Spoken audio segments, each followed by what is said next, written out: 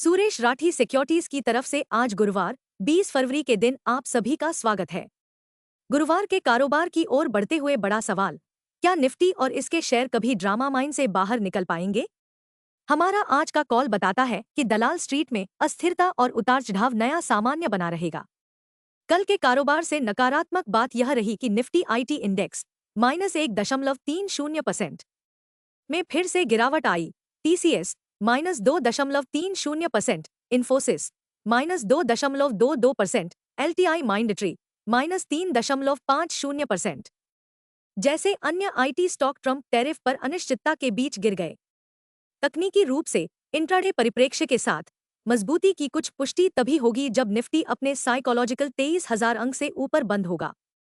अब अंतरमासिक परिप्रेक्ष्य के साथ मजबूती की पुष्टि केवल निफ्टी की सबसे बड़ी बाधा 24,060 अंक से ऊपर होगी, जो बेंचमार्क का 200 डीएमए भी है। Market trends. वैश्विक संकेत नकारात्मक हैं। कल के सत्र में एफआईआईज 1,881 करोड़ रुपए के शुद्ध विक्रेता रहे, जबकि डीआईआईज ने भी 1,958 करोड़ रुपए के शेयर खरीदे। सेंटिमेंट्स जोखिम भरे होने की संभावना है। दिन के लिए मार्केट ब्रेड्थ नेगेटिव रहने की संभावना है। निफ्टी के टेक्निकल्स दैनिक चार्ट पर निचले उच्च निम्न की ओर लक्ष्य कर रहे हैं।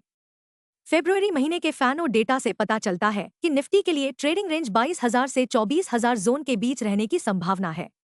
इंडिया वीआईएक्स डर इंडेक्स 1542 के स्तर पर मंडरा रहा है। आखिरी बार जांच करने पर यूएसडी आईएनआर की मांग थी, जो अब 87 पर है। निफ्टी पीसीआर 27 फरवरी 0.81 के स्तर पर है।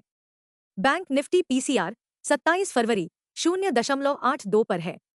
निफ्टी आउटलुक एक अप एंड डाउन सत्र की संभावना है, लेकिन पूर्वाग्रह नकारात्मक होने की संभावना है। निफ्टी और बैंक निफ्टी के बारे में तकनीकी हमें क्या बताते हैं? Nifty CMP 22,945। निफ्टी पर सबसे बड़ा सपोर्ट केवल 22,725 अंक पर रखा गया है। तत्काल इंट्राडे रेजिस्टेंस केवल 23,250 अंक पर रखा गया है। दिन की रेंज 22,750 और 23,150 के बीच रहने की संभावना है। दिन के लिए आउटलुक नेगेटिव है। Bank Nifty CMP 49,087। Bank Nifty का मेकॉर ब्रेक सपोर्ट 48,500 मार्क पर देखा गया। बैंक निफ्टी का सबसे बड़ा हर्डल अब 49,900 मार्क क्लोजिंग बेसिस पर है। बैंक निफ्टी का दिन का रेंज 48,900 और 49,900 के बीच रहने की संभावना है। दिन के लिए आउटलुक न्यूट्रल है। राष्ट्रपति डोनाल्ड ट्रंप का टैरिफ के टैंट्रम सुर्खियों में है, क्योंकि वे ऑटोमोबाइल, सेमीकंडक्टर और दवा आयात पर 25% टैरिफ लगाने की संभावना रखते हैं। 2 अप्रैल से शुरू होने वाला यह कदम वैश्विक व्यापार को बाधित कर सकता है और जवाबी टैरिफ को बढ़ावा दे सकता है। इस बढ़ते टैरिफ पृष्ठभूमि के बीच S&P 500 में उतार चढ़ाव देखा गया। S&P 500 के 6,129 58 अंकों के सर्वकालिक उच्च स्तर पर पहुंचने के बावजूद यह उतार चढ़ाव देखा गया। फेड मिनट्स में इस साल दरों में कटौती के प्रति सतर्क दृष्टिकोण को मजबूती से दिखाया गया है। रिकॉर्डिंग के अनुसार 19 मार्च को अगली एफओएमसी बैठक में दरों में कटौती न होने की संभावना 96.5% है।